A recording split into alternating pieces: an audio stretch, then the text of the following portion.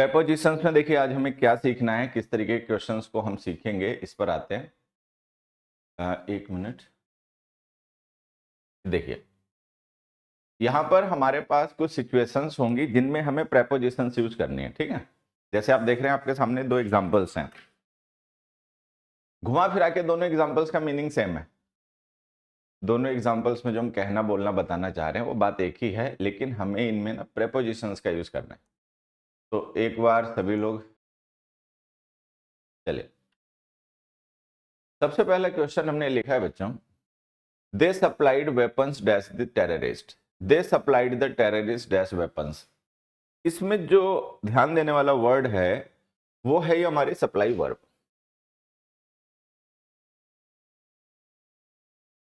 कि हम किस तरीके से प्रेपोजिशंस का यूज इसके साथ में करते हैं, ये देखो समझना। एक वर्ब हो गई बच्चों हमारे पास सप्लाई, एक वर्ब हो गई प्रोवाइड, एक वर्ब हो गई फर्निश, एक वर्ब हो गई प्रेजेंट, एक वर्ब हो गई एंट्रस्ट। एंट्रस्ट का मतलब होता है किसी पे भरोसा करना, मतलब भरोसा करके कोई चीज किसी को देना। ठीक है, ये कुछ वर्ब्स हो गई। अब इन वर्ब्स के साथ हम प्रेपोजिशन कैसे यूज करते हैं ये ध्यान देने वाली बात है। Supply someone with something.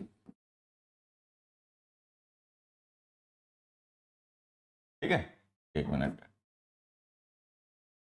Supply someone with something, supply something to someone. तो अगर हमने कोई चीज सप्लाई की है तो किसको सप्लाई की है, रिसीवर कौन है, रेसिपिएंट कौन है, उसके साथ हम प्रेपोजिशन लिखते हैं टू। ठीक है, अगर हमने किसी को कोई सप्लाई किया है तो क्या चीज सप्लाई की है, ऑब्जेक्ट सप्लाइड किया है, उसके साथ हम प्रेपोजिशन लिखते हैं विद। अब यहां पर आप देखिए, ये जो हमने वेपन्स लिखा है और टेररिस्ट लिखा है, टेररिस्ट है रेसिपिएंट्स जिन्होंने रिसीव किया है। अब वेपन्स क्या है, ऑब्जेक्ट सप्लाइड, जो कि ऑब्जेक्ट किया गया, मतलब सप्लाई किया गया ऑब्जेक्ट है। तो इसके साथ में प्रेपोजिशन आ जाएगी विद, इसके साथ में प्रेपोजिशन आ जाएगी to. They supplied weapons to the terrorist and they supplied the terrorist with weapons. एक किसी प्रीवियस ईयर के पेपर में आया वो क्वेश्चन भी जो इसी से रिलेटेड है, जो हम लोग डिस्कस कर रहे हैं, मैं आपको बताता हूं।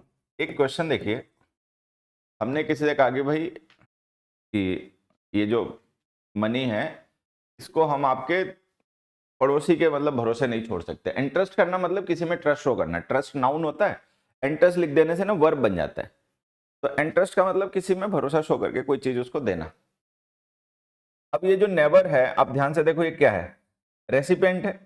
अगर हम भरोसा करके उसको पैसे दे देंगे तो वो पैसे रिसीव करेगा, तो रेसिपिएंट है। अच्छा, और ये वॉच क्या है, ये ऑब्जेक्ट गिफ्टेड है, यहाँ पे रेसिपिएंट मी है। वॉच जो है ये क्या है, ये ऑब्जेक्ट सप्लाइड है, ऑब्जेक्ट गिफ्टेड है। तो इसके साथ में प्रेपोजिशन आ जाएगी विद, इसके साथ में प्रेपोजिशन आ जाएगी to. We should not entrust this money to your neighbour. ये पैसा हमें आपके मतलब पड़ोसी को नहीं देना चाहिए, उस पर भरोसा नहीं करना चाहिए पैसे को लेकर। And your my uncle presented me with a watch on my birthday. तो ये जो वर्ब्स यहाँ पे लिखे हैं बच्चों हमने, इनके साथ में कई बार आपने देखा होगा विद और टू प्रेपोजिशन यूज होती हैं, तो ये इनका डिफरेंस होता है, आगे ध्यान रखें। अगला क्वेश्चन देखें। गुड मॉर्निंग बच्चों, सबको गुड मॉर्निंग। अगला क्वेश्चन हमने लिखा, the man suffered dash his wrong decisions. The man suffered dash fever and cold. The man suffered dash huge loss in business. अब आप देखेंगे यहां पर जो हमारे लिए इंपॉर्टेंट वर्ड है वो है सफर्ड वर्ब। सफर वर्ब के साथ में हम डिफरेंट कॉन्टेक्स्ट में डिफरेंट प्रेपोजिशंस का यूज करते हैं, अलग अलग कॉन्टेक्स्ट में अलग अलग प्रेपोजिशंस का यूज करते हैं। क्या डिफरेंटेड कॉन्टेक्स्ट हो सकते हैं जिसमें हम इस वर्ब का यूज करते हैं, वो आप यहां से समझिए। देखिए, हमने लिखा कि उस पर्सन ने सफर किया, क्यों, हिज रॉन्ग डिसीजंस, अपने रॉन्ग डिसीजंस की वजह से। तो रॉन्ग डिसीजंस को हम रीजन मान लें। भाई मान लो किसी पर्सन ने कोई गड़बड़ की, ठीक है, कोई गलत डिसीजन लिया। अब उसने जो गलत डिसीजन लिया था उसका रिजल्ट ये आया कि उसको सफर करना पड़ रहा है, परेशानी उठानी पड़ रही है। तो उसके रॉन्ग डिसीजंस क्या हो गए, कॉज हो गए, रीजन हो गए उसकी सफरिंग के। ठीक है, चलो फिर हमने लिखा the man suffered fever and cold. Fever and cold जो है डिजीज है। डिजीज जो होती है वो हमारी सफरिंग के सोर्स होती है, ये ध्यान रखना है। जैसे किसी पर्सन को कोई बीमारी हो गई, ठीक, तो बीमारी हो जाने से उसको अस्वस्थता होगी, परेशानी होगी शारीरिक, तो वो जो बीमारी है वो एक तरीके से सोर्स है, उस सोर्स से ही हमें सफरिंग आ रही है। They suffered as huge loss in business. अब ह्यूज लॉस को अगर हम रखें तो क्या रखें, ये एक एक्सपीरियंस है, अनुभव है, ठीक है, ये भी मैं समझा दूंगा। तो ये जो तीन कॉमन कॉन्टेक्स्ट हैं जिनमें हम सफर वर्ब का यूज करते हैं। एक तो सफर वर्ब का हम यूज ये करने के लिए, मतलब ये बताने के लिए कर सकते हैं कि किसी पर्सन ने सफर किया किसी कारण से, किसी कारण से, वाई का रिप्लाई। तो जैसे हमने लिखा the man suffered why, why did he suffer, तो वाई का रिप्लाई लिखा हिज रॉन्ग डिसीजंस। तो हमें पता है कि इंग्लिश में जहां पर भी वाई का रिप्लाई लिखना होता है वहां पे प्रीपोजिशन यूज होती है फॉर। तो अगर आप कोई रीजन बता रहे हैं जिसकी वजह से किसी पर्सन को सफर करना पड़ा तो आप लिखिए फॉर। दूसरा example, the man suffered as fever and cold. कोई पर्सन है, उसको फीवर एंड कोल्ड की वजह से सफर करना पड़ा, ठीक है। तो जो फीवर एंड कोल्ड या कोई भी दूसरी डिजीज होती है ना, वो एक सोर्स होती है जिसकी वजह से हम सफर करते हैं, तो उसका लिखा करो फ्रॉम। अच्छा, ये वाला जो सेकंड नंबर एग्जांपल है ना, ये सबको हमको वैसे भी पता होना चाहिए, क्योंकि स्कूल डेज में जब आपने एप्लीकेशंस लिखी होंगी तो वहां पर ही आपने जरूर पढ़ा सीखा होगा, ठीक है। I am suffering from fever, please grant me leave for 3 days, ऐसे लिखा होता है। तीसरे में आइए, तीसरा वाला थोड़ा इंपॉर्टेंट है। सफर का मतलब किसी चीज को भुगतना भी होता है, बेयर करना भी होता है। To bear the ill consequences of something. कोई चीज है, उसके दुष्परिणाम को एक्सपीरियंस करना, अपने ऊपर बेयर करना, तो ये ट्रांसिटिव वर्ब हो जाती है। तब हम इसके साथ में कोई प्रीपोजिशन नहीं लिखते। The man suffered huge loss in business. तो इसका मतलब हो गया द मैन बोर, बोर का मतलब बेयर की सेकेंड फॉर्म, बर्दाश्त करना, सहन करना। तो अगर सफर का मतलब सहन करना हो किसी चीज को, कोई चीज ऐसी जो बुरी है, अब जैसे लॉस है, लॉस तो बुरी चीज है, लॉस तो कोई भी एंजॉय नहीं करेगा, जिसको लॉस होगा वो सफर ही करेगा। तो अगर हम कोई ऐसी चीज लिखे जिसको किसी को बर्दाश्त करना पड़ता है, बेयर करना पड़ता है, सहन करना पड़ता है, तो आपकी सफर ट्रांसिटिव वर्ब हो जाती है। डायरेक्ट ऑब्जेक्ट लिख दिया करो, प्रेपोजिशन की जरूरत नहीं रहती। तो सफर के साथ में हम इस तरीके से प्रेपोजिशंस का यूज करते हैं। दो एग्जांपल मैं आप लोगों के लिए लिख रहा हूं, आंसर बताना।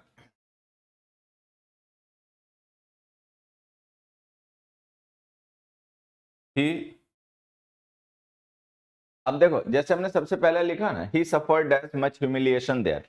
ह्यूमिलिएशन का मतलब अपमान, कि उसको वहां बहुत अपमान सहना पड़ा। तो अपमान क्या है, समथिंग दैट एक्सपीरियंस, जो आप अनुभव करते हो, जो आपको बर्दाश्त करना पड़ता है। No preposition. He suffered much humiliation there. He suffered a severe heart attack, जैसे हम लिखते हैं यहां पर, he suffered, he suffered a severe heart attack there. उसको वहां मतलब एक सीवियर हार्ट अटैक आया। तो कोई भी ऐसी चीज जो आप बर्दाश्त करते हो, सहन करते हो, ठीक है, तो उसके लिए सफर ट्रांसिटिव हो जाती है, डायरेक्ट ऑब्जेक्ट लिख दिया करो। अगला देखो, नेक्स्ट हमने लिखा ही सफर्ड दैट्स हिज फैमिली। उसने अपनी फैमिली के लिए सफर किया। बहुत से लोग नहीं होते, बाहर काम करने जाते हैं, ठीक है, तो परेशानियां उठाते हैं, क्यों, किस कारण से, वाई, वाई का रिप्लाई चाहिए, वाई का रिप्लाई चाहिए तो लिख दो फॉर, फॉर हिज फैमिली, अपने परिवार के लिए। He suffered for his family. Disease वगैरह लिखी हो तो फ्रॉम ही लिखना। अगला देखिए, the store will change this phone as a new one. The change dash his behavior was obvious. The change dash the venue can affect the result. यहां पर आप देखोगे हमने चेंज वर्ड को यूज किया एज अ वर्ब, यहां पर हमने चेंज को यूज किया एज अ नाउन, यहां पर भी चेंज को यूज किया है एज अ नाउन, ठीक। अब जब हम चेंज को एज अ वर्ब यूज करते हैं, और चेंज का मतलब बदलना, किसी चीज को, एक चीज को दूसरे से रिप्लेस करना हो, बदलना हो, तो हमने पढ़ा था कि चेंज और एक्सचेंज की प्रेपोजिशन होती है फॉर, वो ये लिखा करो। तो यहां तो लिखो the store will change this phone for a new one, मतलब स्टोर जो है वो इस फोन को नए फोन से बदल देगा। तो यहां तो फॉर आ गया। अब जब हम चेंज को एज ए नाउन यूज करते हैं तो थोड़ा सा ध्यान रखने वाली बात होती है, क्या, कि जो चेंज वर्ड होता है एज ए नाउन, इसके डिफरेंट कॉन्टेक्चुअल मीनिंग्स होते हैं। चेंज का मतलब ये भी हो सकता है कि मॉडिफिकेशन, डिफरेंस, मॉडिफिकेशन, ठीक है, अल्टरेशन, बदलाव, इंप्रूवमेंट। चेंज का मतलब सब्स्टिट्यूशन भी हो सकता है।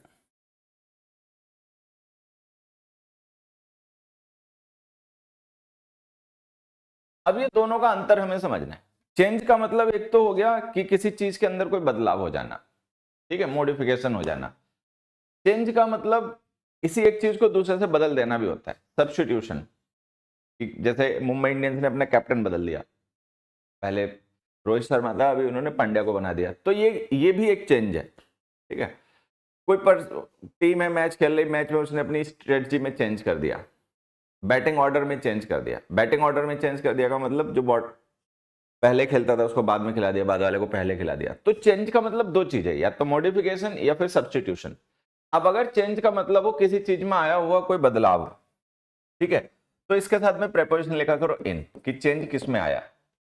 अगर चेंज का मतलब हो किसी एक चीज का सब्स्टिट्यूशन, तो प्रेपोजिशन ऑफ लिखा करो। तो जब चेंज को हम जब वर्ब यूज करेंगे और इसका मतलब किसी एक चीज को किसी दूसरी चीज से बदल देना होगा, तब तो आप इसके साथ फॉर ही लिखोगे, ठीक है। लेकिन चेंज को जब हम एज ए नाउन यूज करते हैं तो थोड़ा हमें ध्यान रखना पड़ता है कि कई बार इसके साथ में प्रेपोजिशन इन आती है, कई बार प्रेपोजिशन ऑफ आती है। तो वो जो मैंने आपको समझाया उसका हमें ध्यान रखना पड़ता है। दो एग्जाम्पल मैं आप लोगों के लिए लिख रहा हूं, एक बार आंसर बताना। ये चेंज नाउन है और ये वाला चेंज भी नाउन है।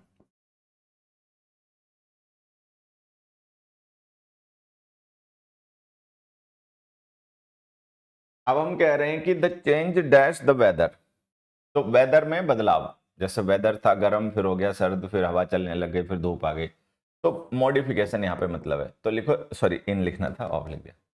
तो यहाँ पे इसका मतलब है मॉडिफिकेशन, तो लिखो इन।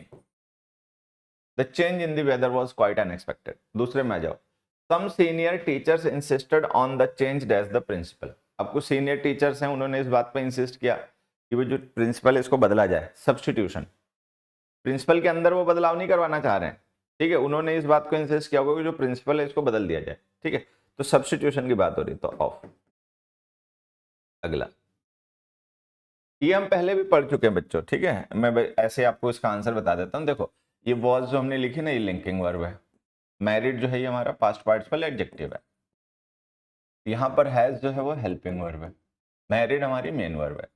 ये बात हमने पहले भी कई बार डिस्कस की है, फिर से एक बार मैं बता देता हूँ कि जब हम मैरी को एज अ वर्ब यूज करते हैं तो ये ट्रांसिटिव वर्ब होती है। इसके बाद में डायरेक्ट इसका ऑब्जेक्ट लिख दिया करो। The actress has married whom has she married, तो whom का रिप्लाई आ गया in English cricketer, no preposition is required. फिर हमने लिखा the actress was married to whom was she married, तो अब हमें प्रीपोजिशन लिखनी है। तो मैरिड को अगर हम as a past participle use करें तो हम इसके साथ में प्रीपोजिशन टू लिखते हैं, लेकिन अगर एज ए वर्ब यूज करें तो नहीं लिखते। ये बात हम पहले भी कई बार डिस्कस कर चुके हैं, इसलिए इस पर ज्यादा डिस्कशन ना करके आगे बढ़ते हैं। अगला क्वेश्चन देखिए। Unhappiness is the result dash jealousy. Unhappiness results dash jealousy, jealousy results dash unhappiness. fill in these blanks. Everyone has to fill in these blanks.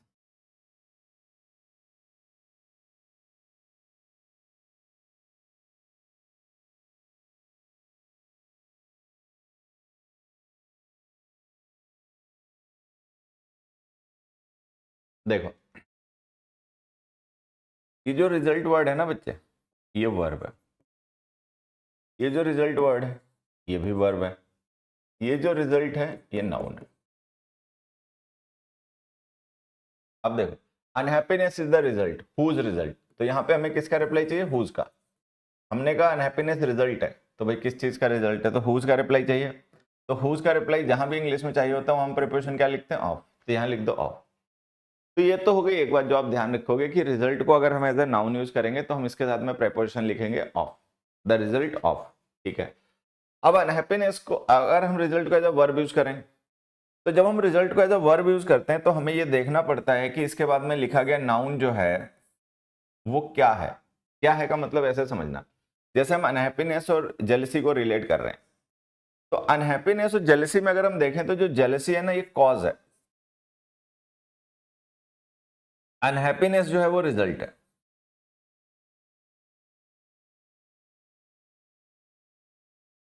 GLS person होता है ना, मतलब जिसको दूसरों से ईर्ष्या होती है, वो हमेशा अनहैप्पी रहता है, वो खुश नहीं रह सकता, ठीक है, उसको हमेशा दुखी होता रहता है। तो यहाँ पे अगर हम देखें, ये कॉमन सेंस से पता चलता है। कोई ये सोचेगा कि ऐसा ना हो कि अनहैप्पीनेस जो है वो कॉज हो और जेलसी रिजल्ट हो, तो वो अपनी एक सोच है। लेकिन कॉमन सेंस की बात करें तो जेलसी जो है उससे अनहैप्पीनेस आती है, अनहैप्पीनेस से जेलसी नहीं आती। तो जो अनहैप्पीनेस है वो रिजल्ट है, जेलसी जो है कॉज है। अगर हम रिजल्ट का यूज कभी भी एज अ वर्ब कॉज और रिजल्ट के लिए करें, तो कॉज के लिए प्रिपोजिशन लिखा करो फ्रॉम, रिजल्ट के लिए लिखा करो इन। जेलसी रिजल्ट्स इन अनहैप्पीनेस, ठीक है, अनहैप्पीनेस रिजल्ट्स फ्रॉम जेलसी। तो जो कॉज होता है, सोर्स होता है, वो एक तरीके से ओरिजिन होता है, उसके साथ हम फ्रॉम प्रेपोजिशन लिख देते हैं, ठीक है। तो यहां पे आएगा फ्रॉम, यहां पर आएगा इन। दो क्वेश्चन में आप लोगों के लिए लिख रहा हूं, आंसर बताना। अब हमने कहा कि डिससेटिस्फेक्शन है, तो वो हाई एक्सपेक्टेशंस है, दोनों को रिलेट कर रहे हैं। तो हाई एक्सपेक्टेशन क्या है? कॉज है। जब आप बहुत ज्यादा अपेक्षाएं रख लेते हो और फिर वो अपेक्षाएं मिल नहीं पाती, पूरी नहीं हो पाती, तो आपको डिससेटिस्फेक्शन होता है, ठीक है। तो यहाँ पे जो टू हाई एक्सपेक्टेशंस है वो क्या है? कॉज है, फ्रॉम लिखो। फिर हमने कहा डिससेटिस्फेक्शन रिजल्ट्स एज रिसेंटमेंट। जब कोई पर्सन डिससेटिस्फाइड होता है फिर वो नाराज होता है, फिर उसमें नाराजगी आती है। रिसेंटमेंट का मतलब नाराजगी, तो नाराजगी जो है उसका रिजल्ट है, रिजल्ट है, तो यहाँ पे इन आ जाएगा। अगला देखो, नेक्स्ट हमने लिखा they are anxious as the result of the test, they are anxious as the safety of their kids. Anxious, anxious ये वर्ड एडजेक्टिव है। अब इन दोनों सेंटेंसेस में अगर हम देखें, they are anxious as the result of the test, यहां पे अगर हम देखें तो अनएक्सियस का मतलब कुछ कुछ है एक्साइटेड, और यहां पर देखें तो है वरीड, कंसर्न, चिंतित। तो ये जो अनएक्सियस वर्ड है, इसका ना हम इन दो कॉन्टेक्स्ट में यूज करते हैं। एक तो अनएक्सियस का मतलब होता है एक्साइटेड होना, किसी चीज को लेकर बड़ी बेचैनी होना, बेसब्री होना, ठीक है। मान लीजिए हमने कोई टेस्ट दिया है, उस टेस्ट का रिजल्ट आने वाला है, तो बड़ी उत्सुकता रहती है, बड़ी एक मतलब बेचैनी रहती है कि कैसा रिजल्ट आएगा, कैसा नहीं आएगा, ये जानने के। तो वो एंग्जाइटी है, क्या होगा क्या नहीं होगा। एक एनेक्सियस का मतलब चिंता करना, किसी की परवाह करना भी होता है, कंसर्न होना, ठीक है, वरीड होना। अब देखो, दे आर एनेक्सियस, इसका मतलब है दे आर वरीड। वरीड के साथ हम अबाउट प्रिपोजिशन लिखते हैं, तो इसके साथ में इस कॉन्टेक्स्ट में वरीड लिखा करो। They are anxious about the safety of their kids, they are worried about the safety of kids. Excited, why are they excited? तो एक्साइटेड के साथ हमें रीजन लिखना पड़ता है कि कोई एक्साइटेड हो, क्यों एक्साइटेड है, तो हम फॉर लिखते हैं, वाई का रिप्लाई, तो वही वहां लिख देते हैं। तो एनेक्सियस वर्ड के साथ में कई बार हम फॉर लिखते हैं, कई बार हम अबाउट लिखते हैं, तो इसका ध्यान देना। अगर एनेक्सियस का मतलब है किसी चीज को लेकर क्यूरियस होना, ठीक है, एक्साइटेड होना, तो for. They are anxious for the result of the test. अगला देखो, he felt guilty as not going to the party, the court found him guilty as the offense। Blanks fill करो। एक तो फिल्टी का, एक तो गिल्टी का मतलब हो गया कि अपराधी, कल्प्रिट, दोषी। एक मिनट, यहां नहीं है वो, मतलब यहां है। एक तो गिल्टी का मतलब हो गया कल्प्रिट, एक गिल्टी का मतलब हो गया अशेम्ड, एम्बरेस्ड। पहले इस बात को समझ लेना। एक तो आपने देखा होगा जुडिशरी में गिल्टी टर्म यूज होता है, ठीक है, गिल्टी, नॉट गिल्टी। गिल्टी का मतलब कल्प्रिट, दोषी, अपराधी, ठीक। तो और एक गिल्टी का मतलब आपने एक टर्म सुना होगा, सेंस ऑफ गिल्ट। जैसे कोई पर्सन है, उसने कुछ ऐसा किया जो कि उसको लगता है कि नहीं करना चाहिए था, या उसको लगता है कुछ ऐसा जो उसको करना चाहिए था उसने नहीं किया, तो उसके अंदर ना एक गिल्ट की भावना आती है कि मैंने गलत किया, तो उसको कहते हैं सेंस ऑफ गिल्ट। तो एक ऐसा पर्सन जिसमें सेंस ऑफ गिल्ट है उसको भी हम गिल्टी कह रहे हैं। एक जिसने कुछ गैर कानूनी काम किया है, इलीगल किया है, उसको भी हम गिल्टी कह रहे हैं।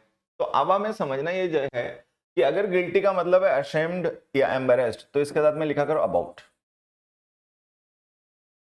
ही felt guilty about not going to the party, party में नहीं जाने के लिए उसने गिल्टी फील किया। मान लो कोई पर्सन है, उसने उसको बड़ा आदर सम्मान से पर्सनली विजिट करके पार्टी में इनवाइट किया, लेकिन कोई पर्सन उसकी पार्टी में नहीं गया, बाद में उसको इस बात के लिए गिल्टी महसूस हो रहा है कि जाना चाहिए था, मैंने गलत किया ना जाके, तो गिल्टी अबाउट डूइंग समथिंग। फिर गिल्टी का मतलब दोषी हो, क्रिमिनल हो, तब तो हमेशा ऑफ लिखा करो।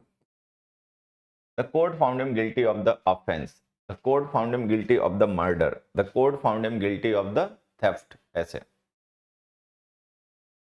अगला देखो, we are not familiar dash this technology, we are not familiar dash this old man, we are not familiar dash this city. Familiar word adjective है, सबको पता होगा।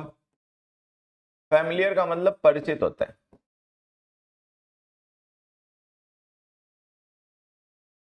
ठीक?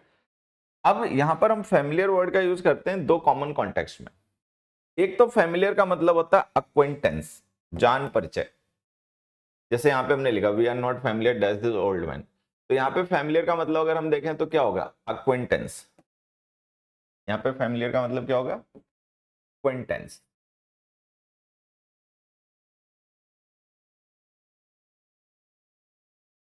जान परिचय, जान पहचान। यहां पे देखें तो क्या होगा, awareness.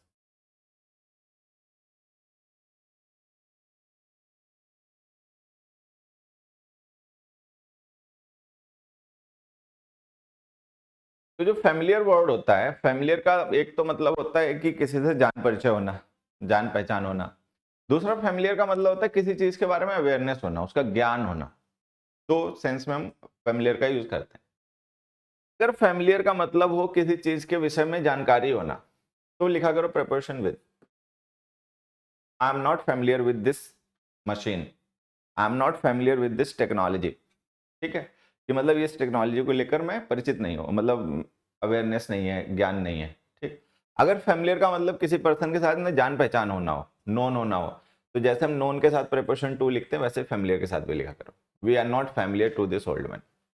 We are not familiar to this old man का मतलब हो गया कि हम इस, we are not known to this old man, we are not known to this old man. तो फैमिलियर टू का मतलब होता है नोन टू, फैमिलियर विद का मतलब होता है अवेयर विद।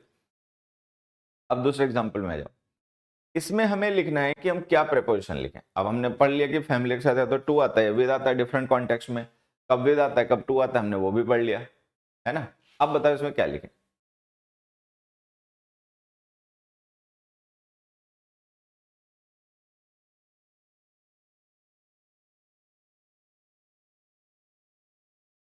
इसमें हम फैमिलियर टू या फैमिलियर विद कुछ भी लिख सकते हैं। वो इस बात पर डिपेंड करता है कि हम सिटी का मतलब क्या मान रहे हैं। अगर हम सिटी का मतलब केवल एक ज्योग्राफिकल एरिया मान रहे हैं, सड़कें, इमारतें, जगह, तो हम लिखेंगे with. We are not familiar with this city, कि भाई इस शहर को लेकर हमें ज्ञान नहीं है कि इस शहर में कहाँ पर कौन सी चीज़ है, कैसी चीज़ है, कहाँ पर है, वो हमें नहीं पता, तो फैमिलियर विद। अगर हम सिटी का मतलब सिटी के लोग मान लें, उस शहर के लोग मान लें, ठीक है, तो हम लिखेंगे to. We are not familiar to this city, मतलब हम इस शहर में अनजान है, मतलब इस शहर के लोग हमें नहीं जानते पहचानते, तो अब हम लिखेंगे फैमिलियर टू। तो सिटी का मतलब अगर हम केवल प्लेस मान रहे हैं, हम लिखेंगे विद। अगर सिटी का मतलब हम the people who live there मान रहे हैं, तो हम लिखेंगे टू। तो कई बार ऐसा भी सिचुएशन हो सकती है कि हम डिफरेंट प्रपोजिशन के थ्रू कॉन्टेक्स्ट को कन्वे करें। अगले पे देखिए, नेक्स्ट एग्जांपल हमने लिखा बच्चों, it is hard to part dash once hard earned money, it is hard for one to part dash once family for so long. अब आप यहाँ पे देख रहे हो, जो पार्ट हमने वर्ड लिखा है वर्ब है, नॉन फाइनाइट फॉर्म में है, इन्फिनेटिव फॉर्म में है, लेकिन वर्ब है। ठीक है, वर्ब है। अब पार्ट के साथ में सिचुएशन क्या होती है, पार्ट का मतलब होता है बिछड़ना, किसी से अलग हो जाना, दूर हो जाना। ठीक, अगर हम इसके साथ में लिखें समवन, जैसे फैमिली है तो फैमिली का मतलब है पर्सन, तो ये समवन हो गया। अगर हम इसके साथ में लिखें कोई थिंग, जैसे मनी लिखा है तो मनी समथिंग हो गया।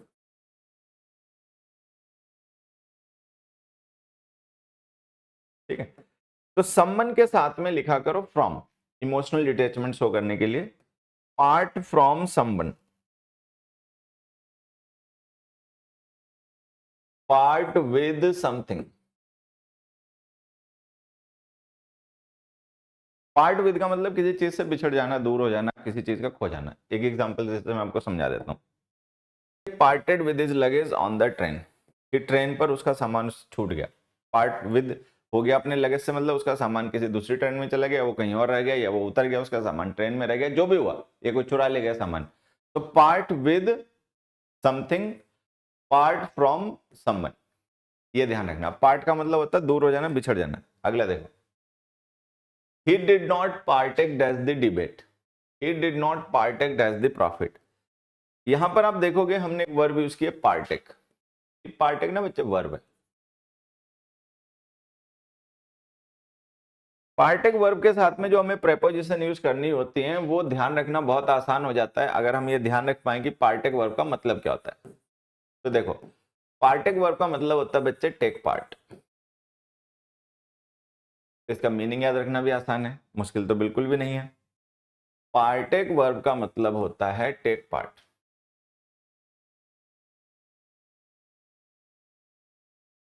ये इसका मतलब होता है। अभी जो मैंने आपको इसका पार्टेक का मीनिंग बताया ना, इस मीनिंग को ध्यान में रखते हुए ब्लैंक फिल कीजिए सभी लोग।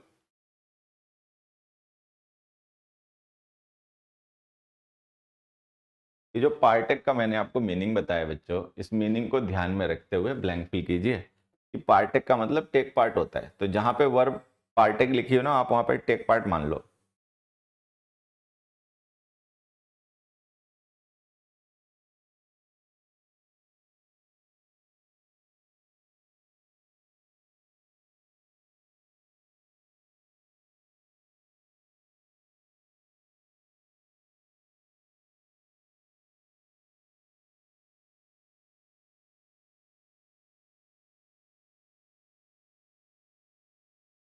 बताओ भाई। अब देखो, जैसे हमने लिखा he did not take part as the debate, he did not take part as the profit.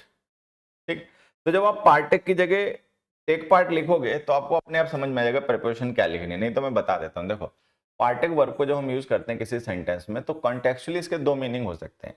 एक इसका मीनिंग हो सकता है टू पार्टिसिपेट। टेक पार्ट का मतलब पार्टिसिपेट करना भी होता है ना। एक इसका मतलब हो सकता है टू पार्टिसिपेट। एक इसका मतलब हो सकता है टू क्लेम शेयर, किसी चीज में शेयर लेना, हिस्सा लेना। अगर पार्टेक का मतलब है टू पार्टिसिपेट, तो जिस तरीके से हम पार्टिसिपेट के साथ इन लिखते हैं, इसके साथ भी इन लिखा करो। He did not partake in the debate, मतलब उसने डिबेट में पार्टिसिपेट नहीं किया। He did not partake does the profit, he did not take part of the profit, मतलब उसने प्रॉफिट का शेयर नहीं लिया। तो पार्टेक ऑफ, पार्टेक इन, हम इस तरीके से प्रेपोजिशन यूज करते हैं। अगर पार्टेक का मतलब पार्टिसिपेट करना हो, सेंटेंस पढ़ोगे तो पता चल जाएगा। अगर उसका मतलब पार्टिसिपेट करना हो तो उसके हाथ में इन लिखो। अगर पार्टेक का मतलब किसी चीज में हिस्सा लेना हो, शेयर करना हो, ठीक है, तो ऑफ लिखा करो। अगला देखो, she is angry dash the friends of her son, she is angry dash the result of her son. यहां पर हमने एक एडजेक्टिव यूज किया एंग्री। अब इस एडजेक्टिव एंग्री से रिलेट करके हमें प्रेपोजिशंस का यूज करना है। चलो भी करो सभी लोग।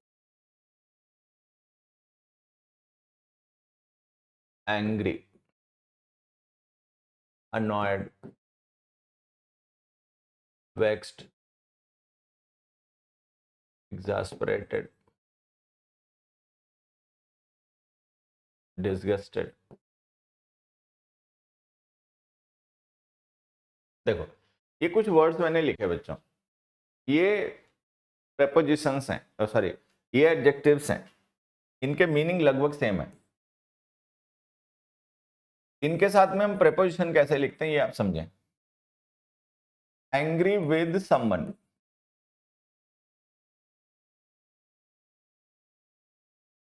एंग्री एट समथिंग,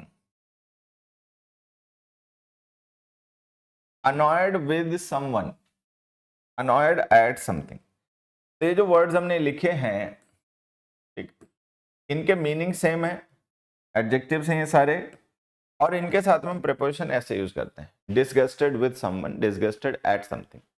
तो ये जो हमने द रिजल्ट ऑफ पर्सन लिखा है, ये क्या है, समथिंग, तो हम लिखेंगे एट। ये क्या है, समवन, तो हम लिखेंगे विद। ये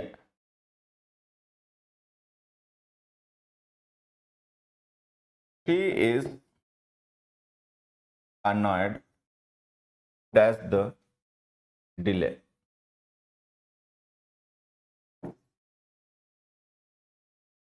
She is annoyed dash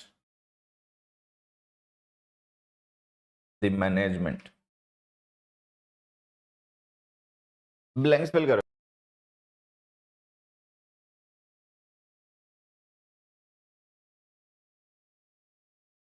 आसान है.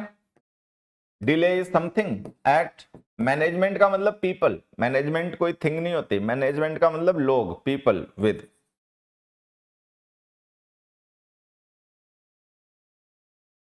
ठीक है, ऐसे ध्यान रखना. अगले पे आ जाओ. They will not agree as this man. They will not agree as this offer. They will not agree as this condition.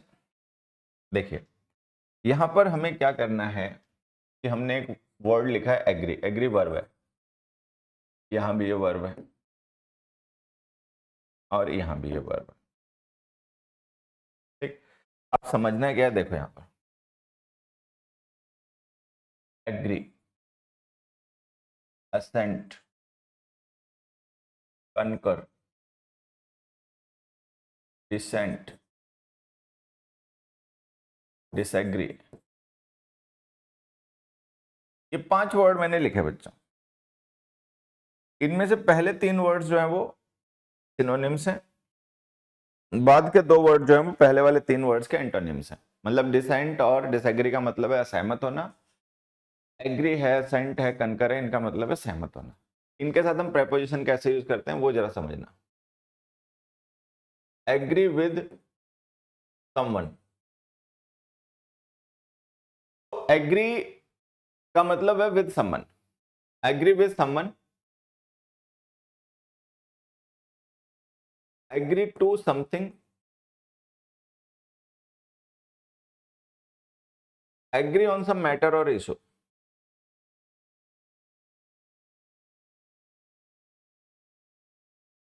अब ये थोड़ी सी चीज हमें यहां पर समझनी है.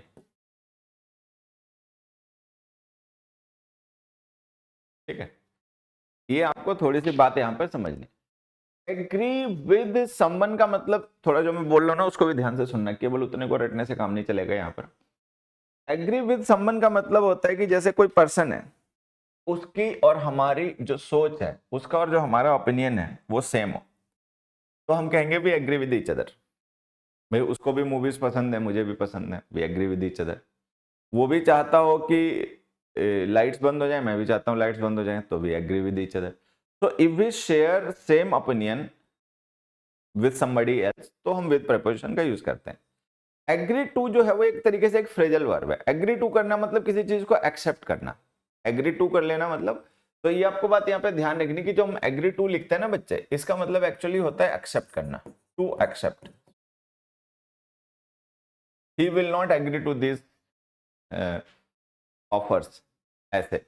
एग्री ऑन, हमने पढ़ा था ऑन जो होती है मैटर की प्रेपोजिशन होती है, टॉपिक की प्रेपोजिशन होती है. मान लो कोई टॉपिक है, कोई मैटर है जिस पर हमें लोगों की वोटिंग करवानी है, जिस पर हमें लोगों का ओपिनियन जानना है, उनकी सहमति लेनी है कि भाई वो इसके फेवर में है कि नहीं है, तो हम एग्री के साथ प्रेपोजिशन यूज करते हैं ऑन. ऑन का मतलब है टॉपिक. जब हमें किसी टॉपिक, किसी मैटर, किसी विषय से संबंधित लोगों की राय जाननी होती है तो ऑन का यूज करते हैं. ठीक. अब यहां देखिए, they will not agree dash this man with. They will not agree at this offer too. They will not agree to this offer का मतलब क्या? They will not accept this offer. They will not accept this offer. ये हो गया. अगले में आ जाइए, they will not agree at this condition. Condition का मतलब है शर्त. They will not agree on this condition. वो इस शर्त को नहीं मानेंगे. कंडीशन का मतलब यहाँ पे स्थिति नहीं है. ठीक है, कंडीशन का मतलब है शर्त. टर्म एंड कंडीशन होता है ना, वो वाला. तो यहाँ पे हम लिख देंगे they will not agree on this condition, कि वो इस कंडीशन को मानेंगे नहीं. तो ये बातें हमें ध्यान रखनी कि एग्री के साथ हम ऐसे प्रिपरेशन यूज करते हैं. एक एग्जांपल से और देखो. He did not agree dash his friends dash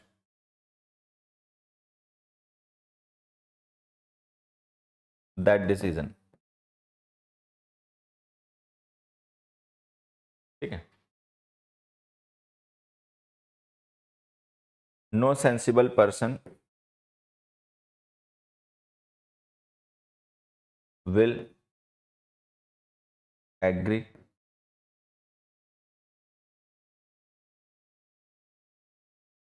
dash your request.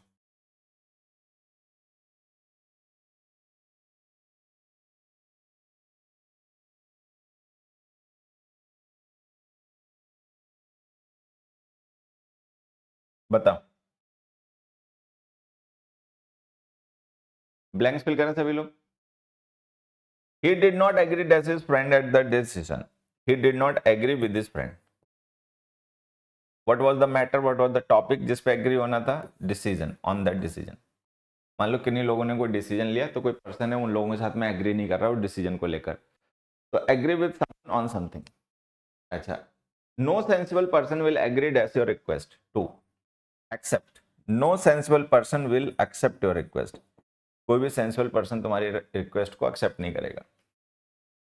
तो एग्री टू का मतलब एक्सेप्ट करना होता है, एग्री विद का मतलब शेयर द सेम ओपिनियन होता है, शेयर द सेम आइडियाज होता है, और एग्री ऑन का मतलब सम मैटर और टॉपिक जिस पे वोटिंग करनी हो, अपनी राय देनी हो, सहमति से करनी हो। अगला देखो, Mohan expected more declined as the prices. Mohan has studied the declined as dinosaurs. Mohan will not declined as the invitation. यहाँ पे एक चीज ध्यान देने वाली है कि ये जो डिक्लाइन वर्ड है ये वर्ब है, ये जो डिक्लाइन वर्ड है ये नाउन है, और ये जो डिक्लाइन वर्ड है ये भी नाउन है। यहाँ पे जो डिक्लाइन वर्ड हमने एज अ नाउन यूज किया इसका मतलब है एंड, एक्सटिंक्शन। यहाँ पे जो डिक्लाइन वर्ड हमने यूज किया इसका मतलब है डिक्रीज।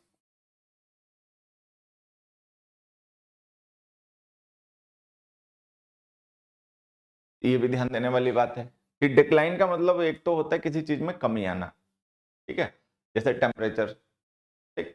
दूसरा डिक्लाइन का मतलब किसी चीज का एंड भी होता है, the decline of the British era in India, the decline of Mughal empire, ठीक है। तो डिक्लाइन का मतलब अंत, और डिक्लाइन का मतलब कमी भी होता है। अगर हम डिक्लाइन को एज अ वर्ब यूज करें तो डिक्लाइन का मतलब होता है टू रिजेक्ट। डिक्लाइन कर देना मतलब रिजेक्ट कर देना, एक्सेप्ट नहीं करना। ये ट्रांसिटिव वर्ब होती है, इसका डायरेक्ट इसका ऑब्जेक्ट लिख दिया करो। Mohan will not decline what will he not decline, तो डायरेक्ट रिप्लाई आ गया द इन्विटेशन। लेकिन अगर डिक्लाइन को हम एज अ नाउन यूज करें और इसका मतलब एंड हो, एक्सटेंशन हो, किसी चीज का अंत हो, तो इसका प्रिपोजिशन लिखा करो of.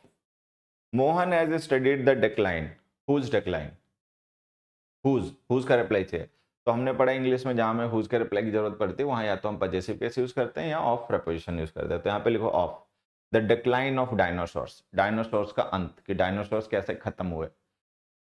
Mohan expected more decline in the prices, उसने कीमतों में और ज्यादा मतलब कमी की एक्सपेक्टेशन की थी। तो डिक्लाइन का मतलब अगर कमी है तो इसके बाद में प्रीपोजिशन इन लिखना है, डिक्लाइन का मतलब अगर किसी चीज का एंड है तो इसके बाद में प्रीपोजिशन ऑफ लिखनी है। Next page, the man died dash the accident, the man died dash cancer, the man died dash electrocution. Electrocution का मतलब होता है विद्युत आघात, जैसे कोई पर्सन करंट वगैरह की वजह से मर गया। तो देखो डाइड सब जगह वर्ब है, यहां भी, यहां भी और यहां भी। यहां पे हमने लिखा एक्सीडेंट, एक्सीडेंट एक इवेंट है, एक घटना है, ठीक।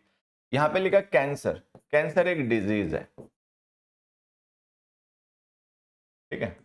और यहां पे लिखा इलेक्ट्रोक्यूशन, डायरेक्ट कॉज है।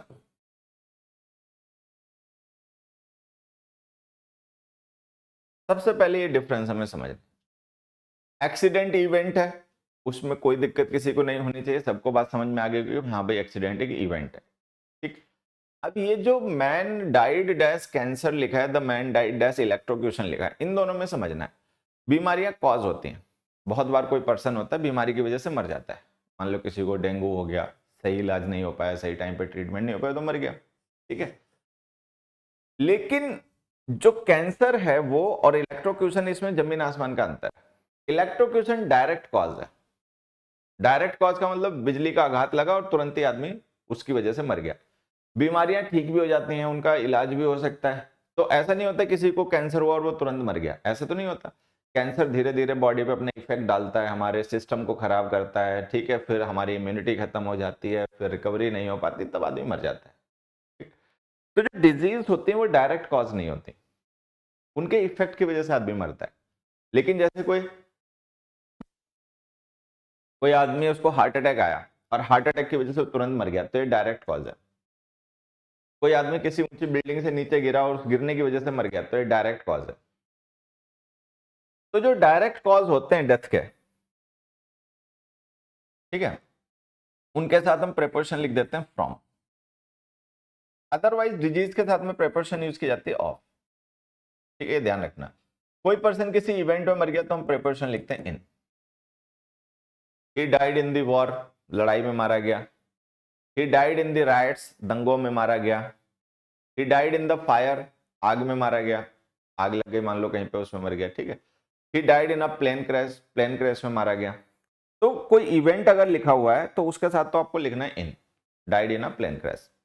लेकिन अगर कोई पर्सन किसी डिजीज की वजह से मर गया तो ऑफ लिखा करो। He died of cancer, he died of chikungunya, he died of malaria, ऐसे। लेकिन अगर कोई डायरेक्ट कॉज लिखा हो, ठीक है, he died from a heart attack, heart attack से मर गया। हार्ट अटैक डायरेक्ट कॉज होता है, कई बार आदमी को हार्ट अटैक आया तुरंत ही उसकी जान चली गई। He died from a fall, ऊपर से गिरा और उस वजह से मर गया। ठीक। तो ऐसे सिचुएशंस में जहां पे कोई डायरेक्ट कॉज मेंशन हो वहां पे प्रीपोजिशन लिखा करो डाई के साथ में फ्रॉम, अदरवाइज डिजीज के साथ में ऑफ लिखा करो। ठीक। अगला देखिए, this bread is made as wheat, this board is made as rosewood. देखा, यहां पर हमने एक वर्ड यूज किया मेड। मेड पास्ट पार्टिसिपल है, मेक वर्ब का, और एडजेक्टिव है, वर्ब नहीं है, ध्यान देना। ये अब हम कह रहे हैं एक जगह पर कि ब्रेड को बनाया गया व्हीट से, ब्रेड जो है उसको गेहूं से बनाया गया, और यहाँ पे बोर्ड को रोजवुड से बनाया गया। रोजवुड एक टाइप की लकड़ी होती है। ठीक है। अब आप ध्यान देंगे दोनों जगह कुछ ना कुछ बनाया गया है, निर्माण किया गया। डिफरेंस ये कि यहाँ पे जो बनाया गया है उसके लिए यूज हुई है केमिकल प्रोसेस, मतलब केमिकल प्रोसेस यूज हुई है, तो ये केमिकल चेंज हो गया, गेहूं से ब्रेड का बनना, और ये फिजिकल चेंज हो गया। लकड़ी तो लकड़ी ही है, बस उसका कलर, शेप, साइज वगैरह चेंज कर दिया काट पीट के, तो ये फिजिकल चेंज है। तो मेक वर्ब का जब हम यूज करते हैं तो वहां पे दो सिचुएशंस पॉसिबल होती हैं, कि एक तो हम मेक का यूज कर लें किसी ऐसी सिचुएशन में जहां पर कोई फिजिकल चेंज की बात हो रही हो, एक हम यूज कर लें जहां पे कोई केमिकल चेंज की बात हो रही हो। जहां पे फिजिकल चेंज की बात होती है वहां पे प्रीपोजिशन लिखा करो ऑफ, केमिकल चेंज के केस में लिखा करो फ्रॉम। तो हम लिखेंगे this bread is made from wheat. Wheat जो है ना वो सब्सटेंस की ओरिजिनल फॉर्म थी, फिर उसको चेंज कर करके डिफरेंट फॉर्म्स में, जैसे आप लोग सबको तो पता ही होगा लेकिन फिर भी मैं देखो बता देता हूं। जैसे व्हीट होता है ना, जो व्हीट है, व्हीट को पहले ग्राउंड किया जाता है तो वो आटा बनता है, फ्लोर बनता है। ठीक है। फिर फ्लोर को नीड किया जाता है तो वो डो बनता है। ठीक है। डो को फिर बेक किया जाता है तो वो ब्रेड बनता है। तो आप यहां पे देखोगे ये है ओरिजिनल स्टेट, ये है फाइनल स्टेट, यहां से इसकी शुरुआत, मतलब यहां से शुरुआत हुई वहां पे एंड हुआ। तो व्हीट को हमने ग्राउंड किया, फ्लोर बन गया, फ्लोर को हमने नीड किया, डो बन गया, डो को हमने बेक किया तो ब्रेड बन गया। तो ये ओरिजिनल स्टेट है, इसके लिए हम फ्रॉम लिख देते हैं। तो जो केमिकल चेंजेस होते हैं ना उसमें डिफरेंट लेवल्स पे चेंजेस होते हैं, तो जो ओरिजिनल स्टेट होती है उसको रिलेट करने के लिए फाइनल स्टेट से हम प्रीपोजिशन फ्रॉम का यूज करते हैं। लेकिन अगर ऐसा हो ही ना, कोई एक सब्सटेंस है बस हम उसी में कोई कलर, शेप, साइज वगैरह उसका चेंज करके नया ऑब्जेक्ट बनाए, तो फिर हम प्रीपोजिशन ऑफ लिखते हैं। वैसे तो आपने पढ़ा होगा मेड के साथ हम और भी प्रीपोजिशन लिखते हैं, made for each other, made in China, made with love. लेकिन वो यूजेस कंफ्यूजिंग नहीं होते, वो सबको लगभग पता ही होता है कि हाँ भाई made for each other, made in China, made with love, तो उसमें कंफ्यूजन नहीं होता। ये ऑफ और फ्रॉम वाला कई बार लोग ना इसको लेकर कंफ्यूज हो जाते हैं। तो अगर हम ये छोटी सी बात ध्यान रख पाए कि भाई जो केमिकल चेंजेस होते हैं उनमें ये वाली प्रोसेस होती है जिस वजह से हमें फ्रॉम लिखना पड़ता है, फिजिकल चेंजेस में ऐसा कुछ होता नहीं, तो हम फिर वहां पर ऑफ लिख देते हैं, फ्रॉम नहीं लिखते। 2 एग्जाम्पल मैं आप लोगों के लिए लिख रहा हूँ, सभी लोग आंसर बताएंगे। अब देखो, sweets dash made from milk, तो स्वीट्स को हम मिल्क से बनाते हैं, तो ये केमिकल प्रोसेस है, ठीक है, डिफरेंट लेवल्स पे चेंजेस होते हैं। तब मिल्क ओरिजिनल स्टेट होती है, स्वीट्स जो होती है उसकी फाइनल स्टेज होती है, उसके बीच में बाकी स्टेजेस भी इंक्लूड करती हैं। तो जब हम ओरिजिनल स्टेट को फाइनल स्टेज से रिलेट करते हैं तो हम प्रेपोजिशन लिखते हैं फ्रॉम। लेकिन स्वेटर और वूल में तो ऐसा है नहीं, जो स्वेटर होता है वो भी ऊन ही होता है, बस उसका कलर शेप साइज वगैरह बदल दिया गया होता है, तो हम लिखते हैं of. Sweaters are made dash wool. चलिए, आज के लिए इतना ही। बाकी जो इस तरीके की प्रेपोजिशंस होती हैं कि हम एक ही वर्ब के साथ में या एक ही वर्ड के साथ में डिफरेंट कॉन्टेक्स्ट में डिफरेंट प्रेपोजिशंस का यूज करते हैं, ये हमारा डिस्कशन चल रहा है, तो कल हम लोग इसको कंप्लीट करेंगे। कुछ और भी वर्ड बचे रह जाते हैं, आज तो वैसे भी डिस्कस नहीं हो पाएंगे क्योंकि आज हमारे पास इतना टाइम भी नहीं है, तो ये हम इसको कल कंप्लीट करेंगे। बाकी आप सभी लोग बड़े अच्छे से पढ़ रहे होंगे, अच्छे से नोट्स बना रहे होंगे, खूब रिवीजन प्रैक्टिस कर रहे होंगे, ऐसा हम मान के चल रहे हैं। ठीक, कल मिलते हैं फिर, तब तक के लिए सभी लोग खूब पढ़ें, खूब बढ़ें। Thank you, bye bye.